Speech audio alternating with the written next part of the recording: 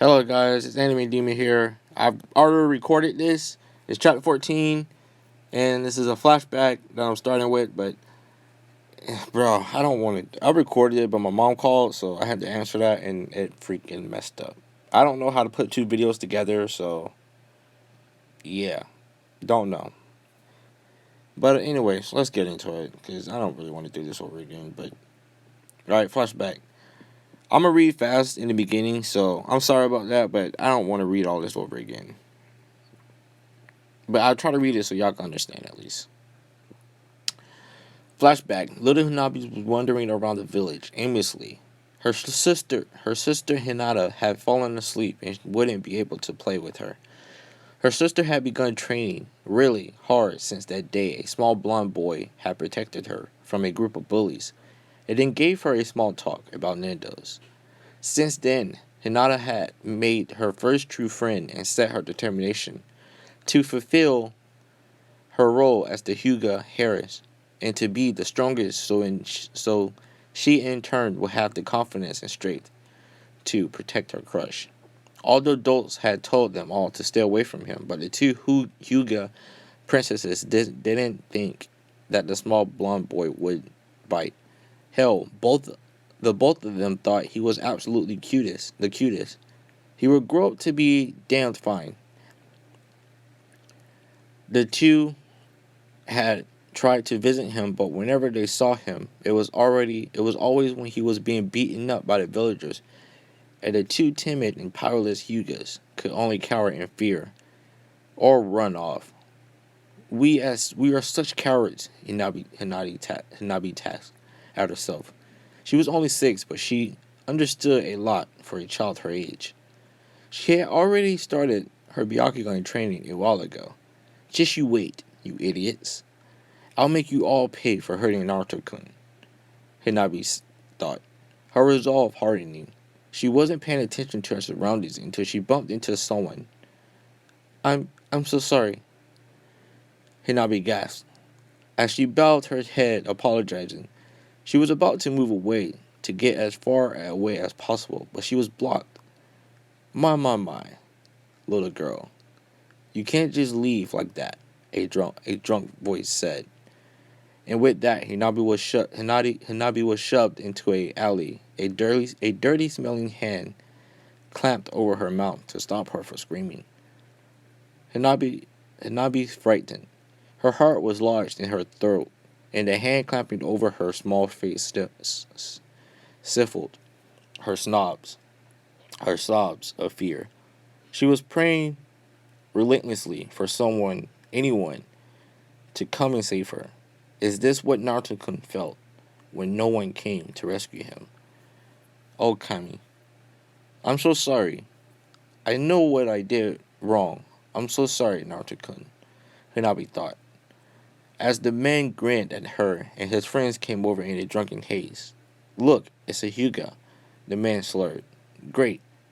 Even better. Let's have some fun, one of the drunk men said, a perverted glint in his eyes as he eyed Hinabi's small frame. Hinabi's eyes widened so much it felt like it was going to pop out of its sockets. She shook her head freakishly, desperately, as she tried to break free. Let her go, a voice from the entrance of the alley yelled. It's the QB brat. Why should we listen to you? You're nothing but a killer. Let her go. Or what? The man asked, grinning as he tore at Hinabi's clothes, effortlessly, turned off a sleeve.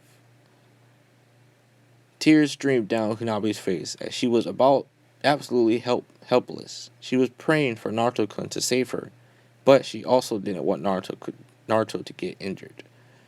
I'll pause right there for a little bit.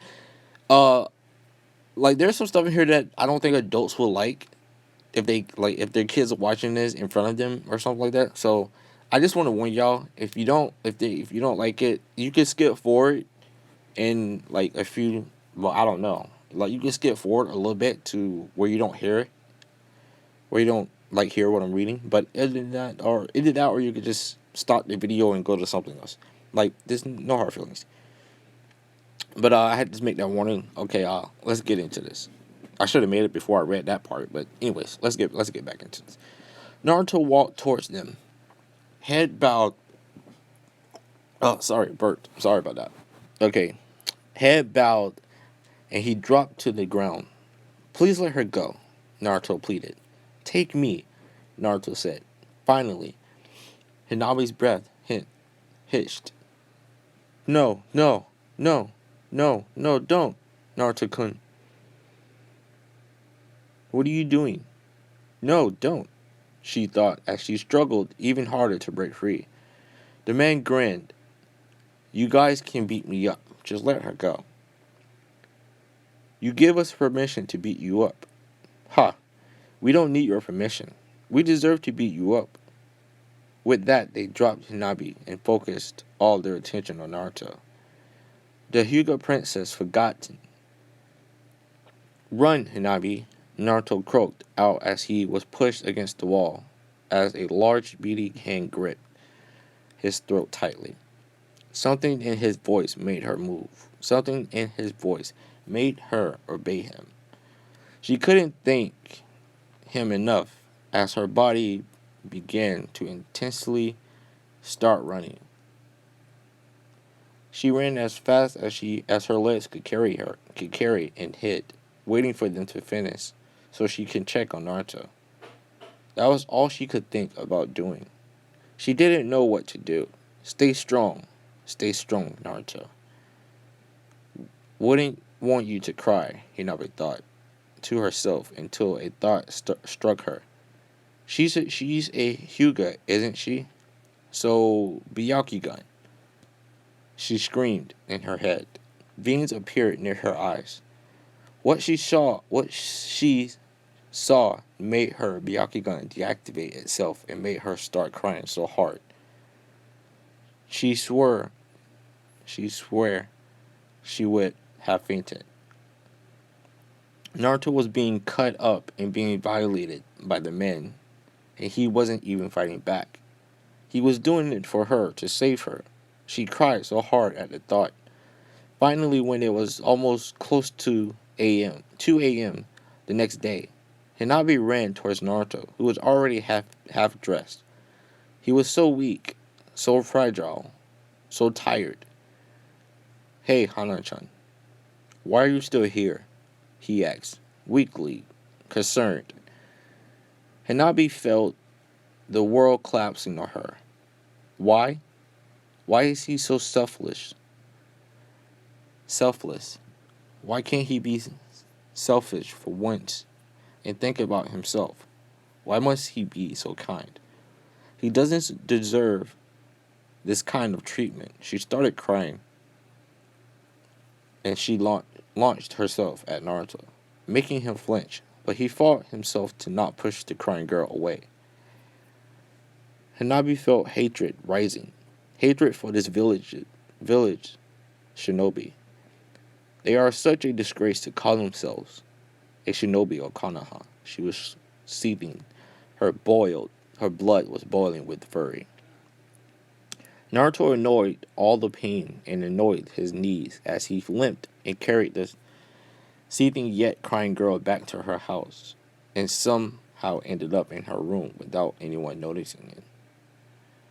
Naruto could almost smile, almost, at what pranking had paid off.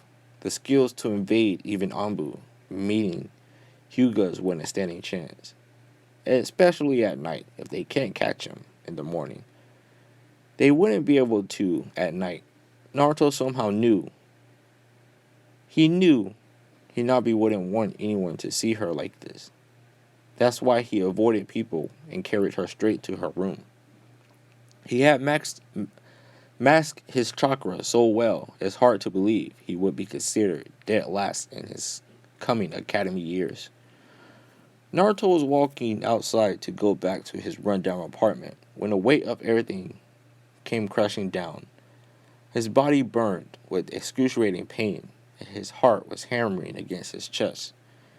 He remembered one of his attackers from a few nights ago, stabbing him with a knife suddenly. It would be poisoned was Naruto's last thought before the world tilted and he didn't even register hitting the ground as everything became dark. When Hanabi had woken up the next day, she immediately zoomed out after an impatient breakfast.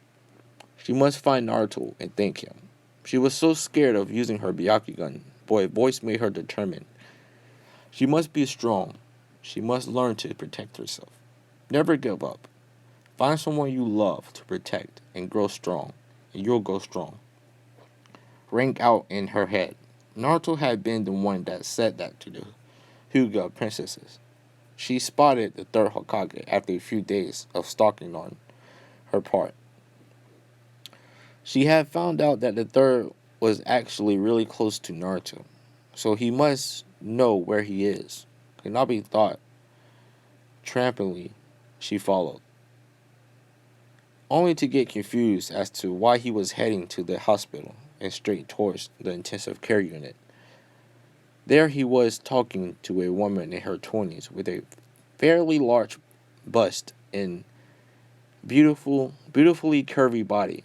Her eyes were a brownish honey color, and her light yellow hair reminding Hinabi of the Yama, Yamakas and Naruto's, except Naruto's was extremely bright yellow, like a blob of sunshine. Yep, that's how everyone saw him. A cheerful blob of sunshine that was determined. She had heard Sundame calling the woman Tsunade, but at the moment, Hanabi didn't care who she is. She just wants to know what's going on. Then when she found out, she ran as fast as her feet could carry, as fast as her stamina would allow. Nichan, let's play, Hanabi screamed, getting an excuse from both of them to go outside. Hinata smiled and followed her outside. Once outside, Hinabi's happy demeanor dropped, making Hinata frown in concern. What's wrong? Naruto-kun is injured. He is hurt terribly. I saw Sundin talking about him in the intensive care unit, she whispered, and after a few seconds, Hinata grabbed her hand and they ran to the hospital, determined to prove that he wasn't in the ICU. He can't be. He has to be alive, they gasped. When they got there, Naruto was hooked up on all sorts of monitors with a tube down his throat.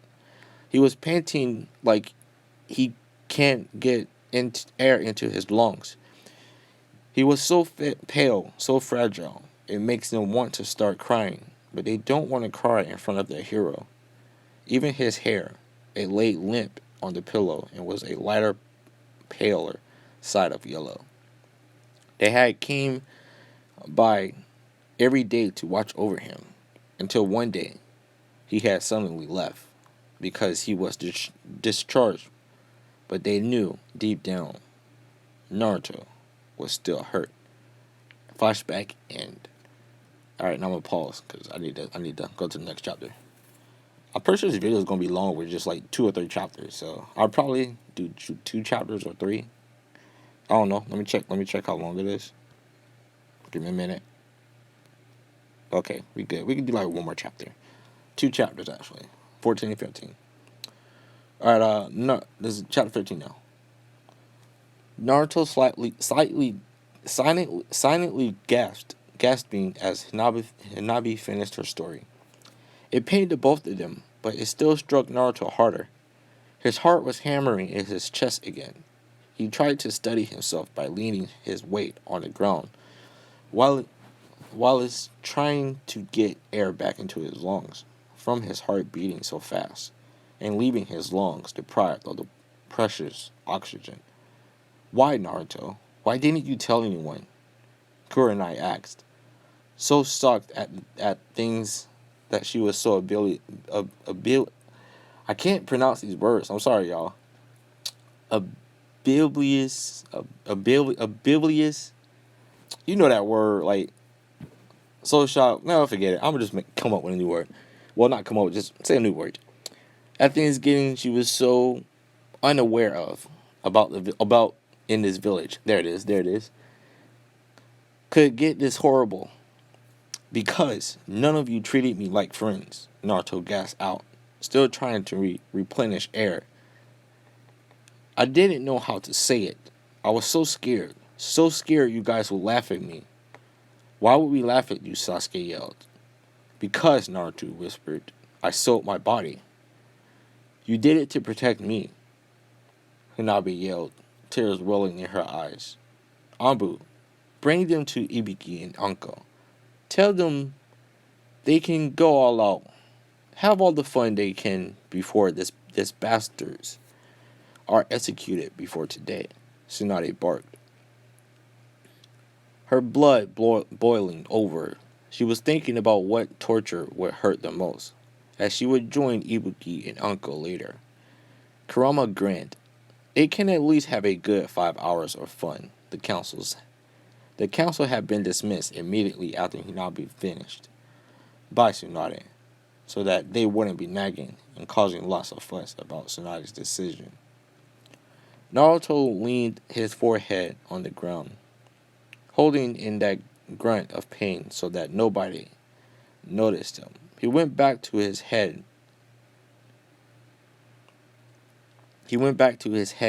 Bowed position, quickly before anyone noticed. Naruto, I want to thank you for what you did for my daughter, Higashi said. Naruto raised his head and bowed slightly to show his respect.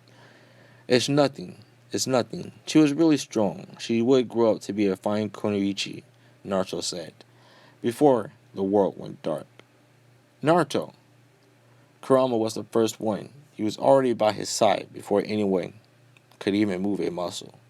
They had saw Naruto finish his sentence before his eyes rolled to the back of his head. The poison must be affecting him. It's getting from bad to worse. Why wouldn't you want to tell anyone, kid? Kurama thought to himself. He's fine, just a little shocked and traumatized from the events, Kurama said, a small white lie. Naruto is traumatized, but he wouldn't faint because of that. So what do we do now? Sakura asked. Forehead. Now we find out how Naruto can do the Nara clan's blood limit, Ino explained. Kurama sighed and picked up Naruto to put him into Temari's waiting arms, so that he can hinge into a normal human.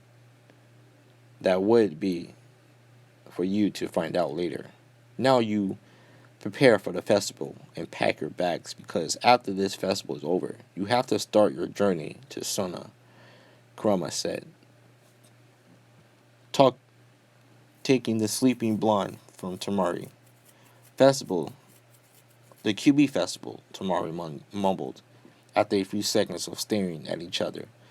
Shit, the Sand Assemblies cursed, and then jumped off from the cliff to land on the ground, dragging Naruto's team with them and shouting, "We'll be back," before disappearing into the crowd. What got into them? Kiba asked. Shigemari thought a while, staring from Naruto to Kurama before he caught on. A small smirk gracing his face. I'm going to the shops, Shigemari announced before walking away. What? Why? What's going on? Kiba asked, absolutely confused. Kanata and Hinabi grabbed Neji, who also caught on before following Shigemari. Hey, wait for me, Tenten shouted to the Hyugas, wanting to buy Naruto a birthday present, too. Sasuke just left, too, without a word, cruising in his own head about not catching on sooner. Naruto never attended the festival. They never asked. They knew. They know nothing about Naruto except his name. But the thing they don't know is even his name only half right. The village drove away their greatest asset, the only person who is an heir to both the Namikaze clan and the Uzumaki clan. The Jonis, Tsunade, and Suzune looked at the remaining Genis, You guys are really slow, Kurama said before walking away. Wake up! Up! Up! Up! Up! Bruh, he kept repeating this. Kurama said, starting to try annoy Naruto to get up. If you don't get up, I'll make Kami-san come to embrace you. Don't you forget, Kami like loves you too. Naruto groaned as he rolled over, wake up. Kurama whined as he shook Naruto, who finally rolled out of bed. Kurama chucked a dark indigo kimono at Naruto. Really? Do I have to go? Never mind, Naruto said, as he remembered he was the Kage's bodyguard, meaning he has to go to protect his cage. Naruto dressed, and he strapped his weapons in invisible but reachable spots. You gonna stay in or out, or stay out? Naruto asked as he walked to the door. I'll stay out. The two proceed into town, wary of their surroundings. Let's hope no one comes to annoy them. Naruto found then sand assemblies somewhere near where Choji always eats barbecue. Happy birthday! Tamari squealed about after she had recovered from her fright that Naruto appeared out of nowhere. She pulled him into an embrace and planted a kiss on his cheek. Surprising him, she held out a scroll that is wrapped elegantly. I sealed a fan in there. It's too big for me to carry 2 fans, so I sealed yours in. Thank you. Happy birthday, Naruto, Kankuro and Gaara both said, after it's finally their turn. Gaara gave him a new sword with a stunning carvings or engravings. Kankuro gave him a scroll, full of kunais and shurikens. Then they promptly pulled him into the barbecue shop. It was literally empty. Naruto assumed it might be because the festival was still a few hours away. Something doesn't feel right, Naruto mumbled to Kurama. His fingers wrapped around his long sword, tapping his fingers on it casually. Come on, Naruto, relax, Tamari said, when she noticed Naruto's beautifully skinny fingers wrapped around the black handle of his sword. The lights suddenly turned off, causing Naruto to be on defense to protect Gaara. Happy birthday! Everyone screamed. As the lights turned back on again, his team was grinning at him. Rookie 9 and their sensei stood around, smiling and smirking. Tsunade, Suzune, and Jiraiya were smiling at him. Hanabi looks like she was going to explode from happiness.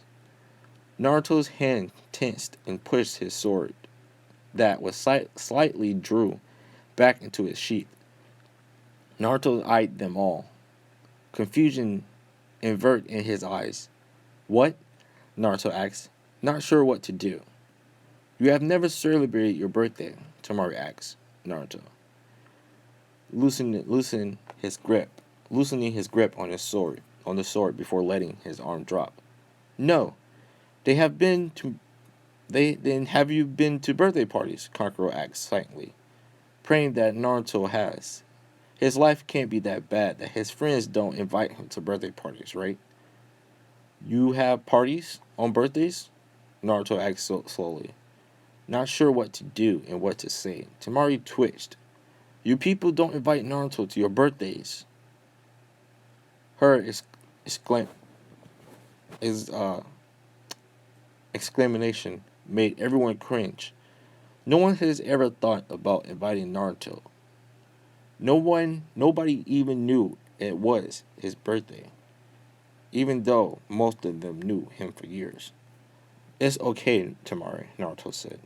Thank you guys. Tamari took a deep breath before sighing. Come on, Naruto. Let's celebrate, Tamari declared. Alright, I think that's the end of this video, bro. Yep. Alright, guys, that's going to be the end of this video. Thank y'all again for the new subscribers and stuff. We almost to 200 subscribers, and I really appreciate that, and I thank y'all for y'all comments too. Y'all tell me what like what's good and what's not and stuff, like what y'all like about it. But I like thank y'all very much, and I think that's it. And that's Anime Demon, and I'm out. Peace.